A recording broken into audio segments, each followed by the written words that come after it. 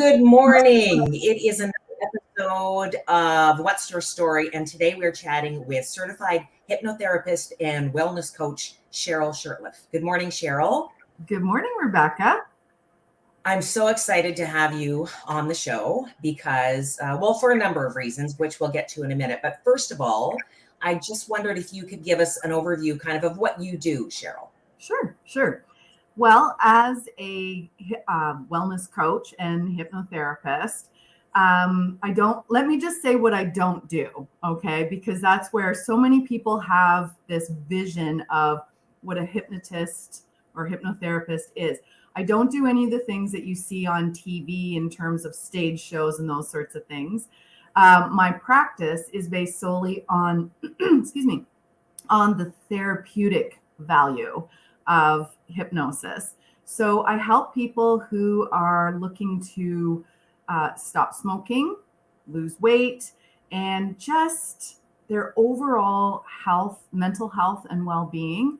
I've helped hundreds of people in the last number of years who are really struggling with anxiety and depression are generally the top two when it comes to the mental health piece. And then there's subcategories like, just a little more self-confidence and those sorts of things. So that's basically what I do is, helping people.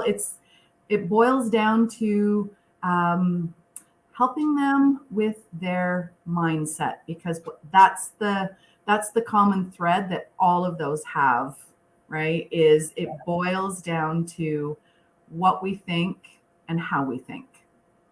And what brought you to that, Cheryl, to want to do this for a living? Tell us your path. Right. What's your story? Okay. Well, it's interesting because in the hypnosis or hypnotherapy field, we always hear the same story. And that is, I didn't graduate high school thinking, great, now I'm going to become a hypnotist, right?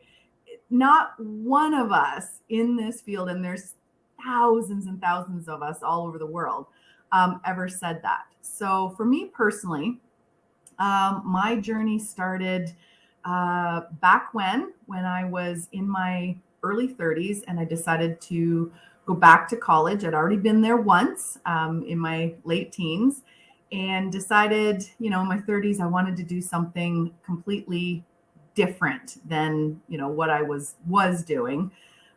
So I went to college and I became a counselor. And my dream job was to work in the mental health and addictions field. And that's where it all started. Was I did all of my practicums, at mental health in Napanee, and loved it. So through a series of turns and twists, I ended up landing what it was my dream job at that time as an addictions counselor. And I worked at that for just shy of 12 years.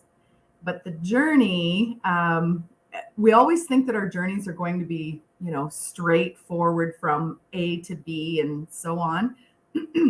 Excuse me, mine was none of those. What ended up happening was, after a number of years, I was burning out. And I stayed for many years, even though I knew I was burning out and eventually burnt out. I liken it to a piece of bacon that you just leave in the pan for far too long, and eventually it becomes charcoal.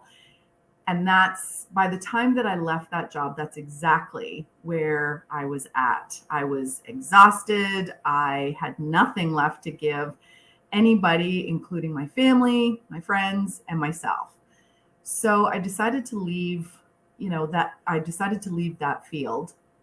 And through a series of events, at first it was about taking care of me and starting to, the cliche, refill my cup, because it was completely empty. And so that's what I did. I spent almost about a year, I guess, just doing things like, and it's interesting when I look back at it now, I did some therapy, I did some coaching, I did some hypnosis, with a woman from the area that I had become friends and colleagues with. And anyway, so one day I was out on a walk with a friend who happens to be a therapist. So it's always nice to have one of those in your back pocket. Yeah. And we're walking along and I'm crying and I'm saying to her, oh my gosh, Joanne, I don't know what I want to do. I don't know what I want to do. I know what I don't want to do, but I just can't see any kind of vision or path of what I do want to do. So she looked at me and she said, well, a few years ago on a dare because I worked with her at that time, on a dare from our former boss, I went to a hypnosis session in a little local community hall. And there was about 50 or 60 of us there. And for me personally, because the guy was offering 3 different things, but for me personally, it was the smoking cessation that drew me in, because at that point, I was in my late 30s and I had been smoking for 19 years. And and people who know me now can't even believe it, but I was a pack a day smoker. And some days a little more than that, but on average, pack a day smoker. So she said to me, why don't you go get the training, become a hypnotist and help people to stop smoking? And I thought, I never thought about that before, right? Because by that point, I'm not sure exactly how many years I had behind me, but I'm going to say probably 7 or 8, maybe a little more than that, of being a non-smoker. So I did the Google and found a woman in the Coburg area who does training. And we instantly clicked. It was incredible. So I spent 3 full weekends, Fridays, Saturdays, Sundays, headed off to Coburg, and it was 100 hours of in class training. And then I also had to do, I think it was at least 25 hours of practice before I was fully certified. And I had the advantage as well of, the schooling that I'd already had, and I'd already become a life coach and whatnot. So, she was pretty impressed with my skills, and I think I'd be concerned if she wasn't, let me just say, after that many years of doing what I was doing.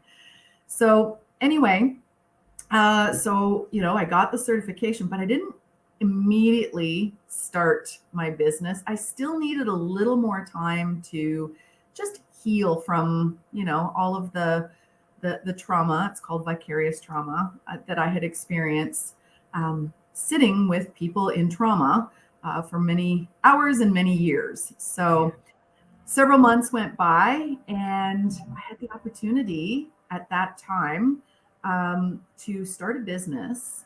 And it was incredible. It was a government program that gave you a small wage for almost a year to get your business up off the ground, so you didn't have to worry about all of those things that we worry about, in the beginning. And it was amazing.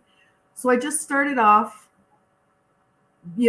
just helping people to stop smoking. That was my sole focus, because I just thought, sure, people who are smoking, yes, they've experienced traumas and loss and all of that, the same as or similar to the people that I was working with at addictions, but nobody needs to smoke. For those of us who were or are smokers, in my case, there's a part of us that believes that we do. And that's, oh my gosh, that's that, I believe it's the lizard brain that we have, where it's, it's designed to keep us safe and keep us living and whatnot. And forgive me if that's the wrong term, but however. So anyway, so I attended this session, right?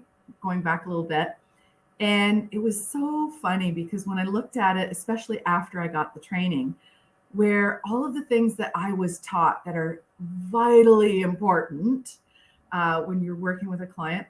I literally had none of them, Rebecca. Like right off the top, the guy, right from the moment he opened his mouth, in my opinion, he was kind of a jerk. He was doing us a huge favor. And, he was talking about his expensive cars and his Rolex watch and all of this. And I thought, oh my gosh, like seriously, just let's get on with this, right? So there was no rapport there. I was sitting in a community hall with many other people. It was cold. And, that was another thing that I was taught, was the importance of comfort, right? So in temperature as well as seating, because you're sitting there for a while. So we were sitting on hard wooden chairs in the cold. Anyway, bottom line, at the end of the session, when I heard him starting to count these numbers and, wiggling my fingers and toes and doing the things that he suggested and then opening my eyes, I knew that second that it had worked. Wow. Because as an addiction counselor, okay, I will say I did cheat and take a look at my watch, even though he said not to. I took a look and I went, oh my gosh, because at that point we had already been in the hall for over 2 hours. Now, the session wasn't 2 hours, but he did all kinds of talking and whatnot for the first part of it. And the session itself was about 40 minutes, which again, it felt like it was maybe 10. So that's a really good sign as well. And so how I knew that it had worked was I literally just kind of sat there and just kind of looked around for a second, and I had no cravings for a cigarette. Now, I knew as an addiction counselor, you go into your next craving the second you butt out the current cigarette. Like your body already and your brain already starts, even though it might be an hour or 2 hours or whatever, it's already beginning, right? And I just knew, and I was, oh my gosh. So I'm an all or nothing kind of gal. So he was offering, I'm dating myself now, but he was offering tapes. You could buy tapes or you could buy CDs. Well, the tapes were much cheaper. So I went ahead, I bought the guy's entire tape series because I just thought, what the heck, whatever. The only one that I really needed was just the smoking cessation one. But however, what I took from that, I listened to that recording every night for, I'm going to say at least the first year. Right. And in part what it was I knew that I had trouble sleeping, or not falling asleep, but staying asleep at night. And ironically, it was the ripple effect. So that tape helped my subconscious in terms of not wanting to smoke, not wanting cigarettes, whatever, and wanting that healthy lifestyle. But it also helped me with sleeping. So I would fall asleep. And the next thing I knew, it would be about 3:00 in the morning when my little cassette player at that time, I would wake up because I had headphones on. And I would hear. I remember cassette players and headphones too, by the way. Right? Yeah. But I would hear click, click, click. And that's what it was my cassette player didn't shut off itself. Yeah. So I'd have to shut it off and, take the headphones off. And then I literally went right back to sleep until it was time to get up. So, and as each day went by, and this is what I explain to my clients as well. This is not a magic wand, although there is a magical part to it for sure. But the journey is not all rainbows, butterflies, and unicorns either. There is a part of you, yes, follow the program and it will absolutely take you to where it is that you want to go. But at the same time, we have this thing called freedom of choice, so, and I've had clients, I've had tons and tons of clients who have actually quit smoking. But I've also had some who went back to smoking. And when I've talked to them, it's always interesting when I hear people say, well, I wasn't craving, but I was just really missing standing outside at break time with, my colleagues, my friends, whatever. It's like, okay. To me now, it doesn't make sense, but it doesn't make sense. And yet at the same time, I understand it. And, there's a little part of me that feels kind of sad when people do that, because you can stand outside with your colleagues and friends who are smoking and not actually smoke a cigarette, which I know is kind of what, So that's basically, that's what got me going. And then eventually, because I've been at this now for just over 8 years, this part of the journey anyway. And so bit by bit, I've taken lots more education, because I'm a lifelong learner. So I love that. I would be a forever student, I'm sure, if I could afford it. But however, so I've taken lots of training courses over the years and have extended, my areas of expertise. I certainly had a good level of expertise when it came to the mental health and addictions piece, but I've also taken subsequent trainings in terms of adding that hypnotherapy piece to it as well. Because bottom line, that's where change happens. It begins on a conscious level in making those decisions, but real change, long-lasting change, actually happens at a subconscious level. Yeah. So with hypnotherapy, Cheryl, if someone comes to you for a smoking cessation, so how long can it last? Does it depend on the person? Is hypnotherapy, once it's worked for them, is the idea that it will work forever? Do they have to come back for sessions again? Or does that just depend on the person and how well they're doing with it? You nailed it. It depends on the person. Okay. Now, and again, this is through learning, in terms of running a business and whatnot. I no longer offer just one-off sessions. So everything that I do, I offer as a program. And I also do lots of follow-up and that sort of thing with people afterwards.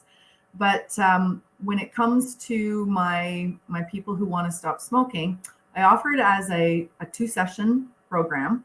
First session is the one that you quit, right off. That's your quit date. And then the second one, I offer as a safety net, because even 99.9% of my clients never come back for that second session because they don't need it. But there's, again, Maslow's hierarchy of needs. Safety is one of our baseline needs, right? So just knowing that if they need that safety net, that it's there, right? And as I said, 99.9% of people, they never require the second one because they have the tools. They're given, a recording to listen to that just reinforces all of those reasons why they want to be a non-smoker, and just to carry on and live that long and, well, hopefully long and healthy lifestyle. Yeah. Have you seen an increase, Cheryl, in the last couple of years, because of the pandemic, in anybody needing help with certain things? Have you seen that kind of, yeah. Absolutely. And it's depression and anxiety. We had lots of that certainly before the pandemic, unfortunately, right? But, I've heard it said by a number of people out there that the pandemic has been a microscope, so to speak, I guess, or magnifying glass to what people were experiencing pre-pandemic.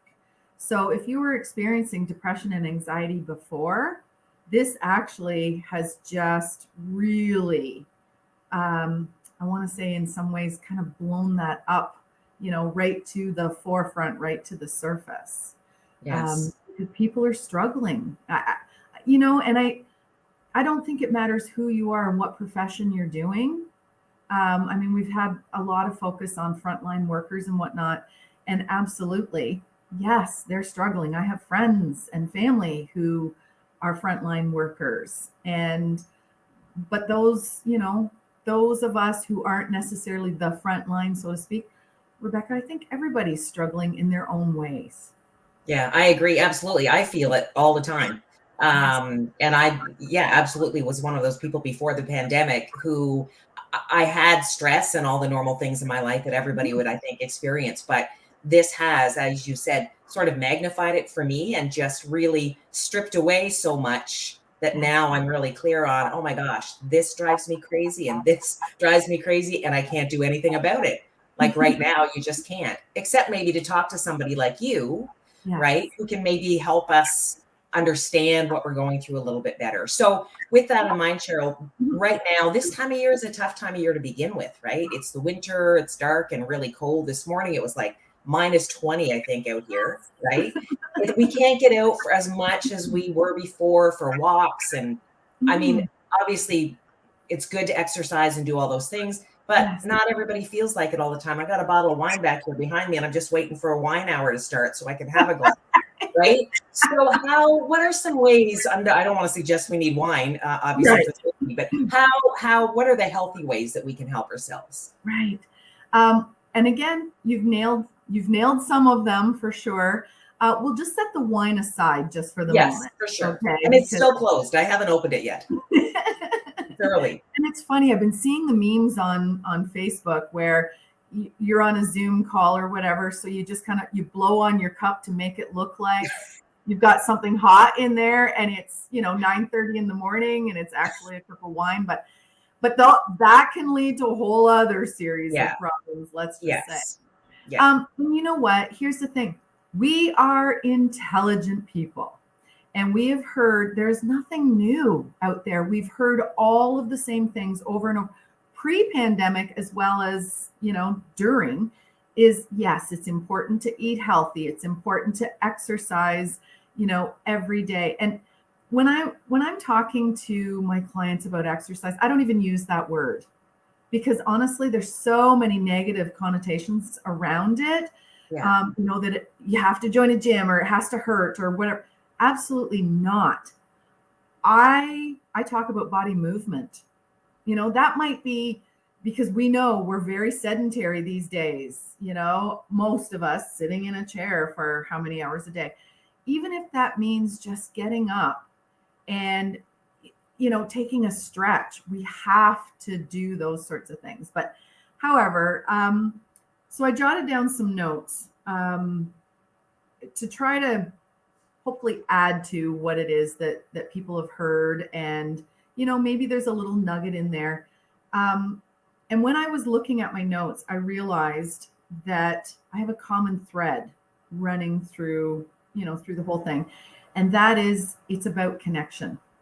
Because if anything, over the last 2, and now, in March, we're headed into the 3rd year of this. That is the biggest piece that most people have lost or feel that they've lost, right? Is, excuse me, that sense of connection. So, one of the things when I was thinking about this, it's we go from that all or nothing kind of thinking. And if there's anything that I've learned, especially over the last couple of years, that is not helpful in any way, shape, or form. It's like when you start a diet, which I'm so done with that, but however, conversation for another day.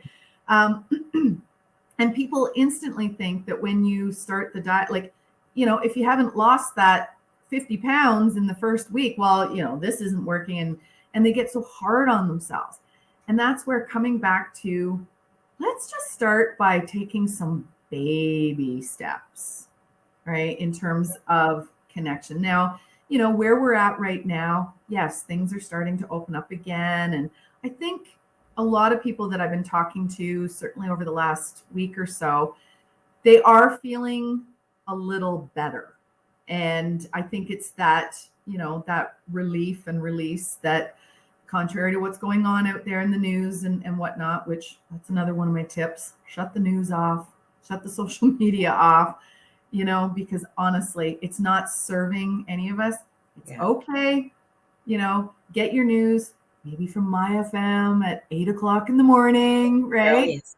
And let that be your news for the day. Yeah. Social media is stressful. Just scrolling through and you get caught in a conversation or an argument and I feel stressed and I have to click away from it, but I've already seen it. So it stays with me for a while. Yes, exactly. Yeah. So the idea of connection, again, looking at, taking some of those baby steps. a lot of times what happens when people are, whether they're feeling depressed or feeling anxious, okay? And I don't want to go down the rabbit hole of nutrition and vitamins and whatnot, other than just to say, most of us are vitamin D deficient. So go get tested. That's all I'm going to say about that. Yes, you have to pay for the test, but go get tested. Okay. Right? So anyway, because we live in the northern climate. So taking baby steps. So think about, and I know I can almost hear people's eyes rolling right now. Think about some of the things that even pre-pandemic that you enjoyed that just brought you enjoyment. So, I'll give you an example. I like to paint, but I'm not good at it, right? So I'm never going to be Picasso by any means.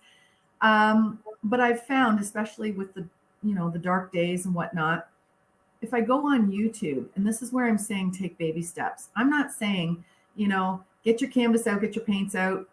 No, go on YouTube and just maybe watch some tutorials on, there's lots and lots of incredible artists out there for free teaching you how to do a painting that pre-pandemic we used to do paint nights with our girlfriends or whatever, right? So, but the baby step is tuning in and finding something on YouTube, because you're getting away from, the arguments on social media and the news and whatnot. Yeah. Another one, again, baby steps. Put your coat on, put your boots on, whatever else you might need, and just go step outside. And this is where the movement piece comes in. I'm not going to say go for a walk, right? But just step outside. And especially, yes, it's minus, I don't know, last time I looked, it was minus 18. Yeah. But just standing outside, the sun is shining right now, and just feeling the warmth as much as you can of the sun on your face, right? And then if you get a little tinge of motivation that maybe, I don't know, maybe you could walk to the end of your street or something and back again, by all means do it.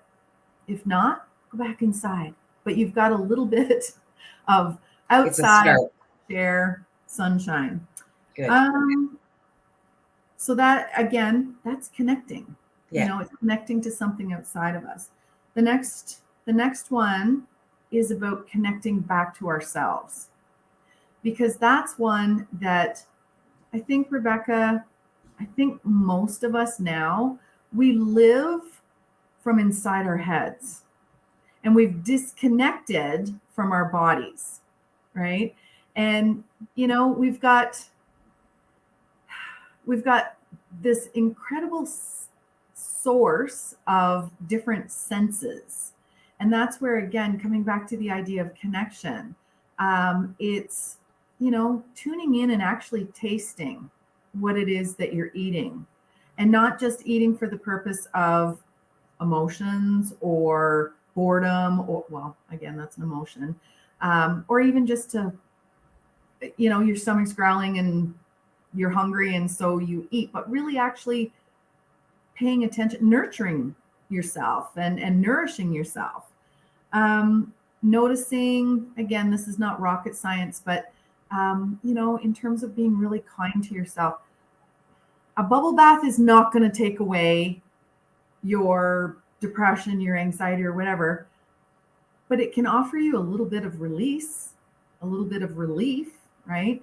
And just really tuning in again and feeling the warmth of, the although I've got some girlfriends right now doing that cold water challenge, which, for the record, you'll never see me doing that. Yuck. Me neither. No, but you could find me in a tub of warm water, or the shower, whatever. And again, like, just, nurturing yourself, add a few essential oils or something, but just, and again, that helps you to tune into your senses, Yeah. And connect to that, connect through tastes of food, connect through sounds, music, laughter. And again, this is what I absolutely love YouTube for. If you want to laugh, there's some really funny things on there. And I'm talking as simple as, and I can't ever not laugh, no matter how crappy I'm feeling, when I tune into a baby laughing video. Oh yeah. Right? There's I know. just something about that I that, agree. right? And for other people it might be, and I've seen other ones, the cat videos, the dog videos, the whatever. But just because, again, when you're in the midst of those blues, I'm here to tell you your brain is not your friend. It's just not, because we get into a loop, and literally the next thing we know, it's a downward spiral, because our brains are designed, they're not designed to make us happy. They're designed Wow. to help That us sucks. survive. Pardon me? I said that sucks. That was like, oh my God, because we can't get rid of our brain, right? So if it's We not there to make us happy, we're gonna have to do the work. Exactly. Our Yeah. brains, right? Like our brains literally are just designed to help us survive. That's it. The happiness quotient comes, we have to decide what that is, Right. So Yeah. for some people, like I said, I like to paint, not good at it, but I like to paint. For other people, Rebecca, that would make them totally miserable. Right. Right? So it's whatever it is that, brings you joy. Yeah. And when I was thinking about what we were going to talk about today, I thought, people beat themselves. We all beat ourselves up enough as it is, and that's where I'm saying your brain is not your friend. But I think know that it's okay to binge, right? And I can just hear some people going, "What?" Yeah. Give yourself permission to binge. So if your binge looks like Netflix, junk food, and too much wine, go for it. But put a limit, put a time limit on that. Obviously, doing that for, 3 months at a time would never be a good thing, because everything in moderation. But I've had some friends say, oh, yeah, like, you know what? January, I spent an entire week on the couch. That's how I spent my week of vacation. I was on the couch and I binged whatever, Yellowstone or whatever the latest thing is. And I encourage people to watch, or be careful what it is that you're putting into your brain, because my husband watches that kind of stuff. I just don't. I choose not to. But know that, you know what? So what? So what if you knock back a bottle of wine in a day, right? If you're doing that day after day, that's a different story. That eventually is going to have effects on a lot of the parts of your life. But you know what? If it's a Saturday, you get up the next morning, Sunday morning, you kind of feel like crap, whatever. Today is a new day. It doesn't mean that you go back and just hit that bottle once again, right? Because again, like I said, everything in moderation. And give yourself the grace. Give yourself a break. Like, we have been through an incredible hard time, still going through some of it, even though I think a lot of us are feeling some relief, and maybe I think there's some hope at the end of the end of the tunnel is getting closer. Yeah. And I'm going to suggest the last tip that I have anyway is, and I haven't always been good at this, so it's one of those do as I say and not as I've done kind of tips, right? And that is, have something to look forward to. Something in the not so distant future. And I'm here to say that, you know what? Some days my look forward to was, my husband and I have a guilty pleasure after dinner where we have this little ice cream cone. And we've been doing that, I'm going to say, through the whole pandemic. But you know what? We know about the whole sugar thing and all that, and that literally, but honestly, Rebecca, I look forward to that. Yeah. And that's just a little simple thing. but I've also got a couple of things on the horizon, that I have a countdown on my phone where, right, leading up to. Good. Yeah. So, but I think more than anything, coming back to the whole theme of this, of connection, find ways to connect, because you know what? That depression and that anxiety, it lives in the darkness inside of us. And once we're shining a light on that, it doesn't have the same power to it. And that's where, close connections with maybe one or two friends, that if they haven't heard from you, in a couple of days, that you have that connection where, okay, you just send them a text message. Okay, what's going on? Haven't heard from you in a couple of days. And, so it might mean, I know we got really creative at the beginning of the pandemic, where when we were in lockdown, I had two girlfriends and I, where we met on, that was March of 2020, I believe, like the last week. And we met on a trail, and we took our folding chairs and we were sitting at least 10 feet apart, right? And it was cold and whatever. But you know what? It felt so good to just have that little bit of connection, Yeah.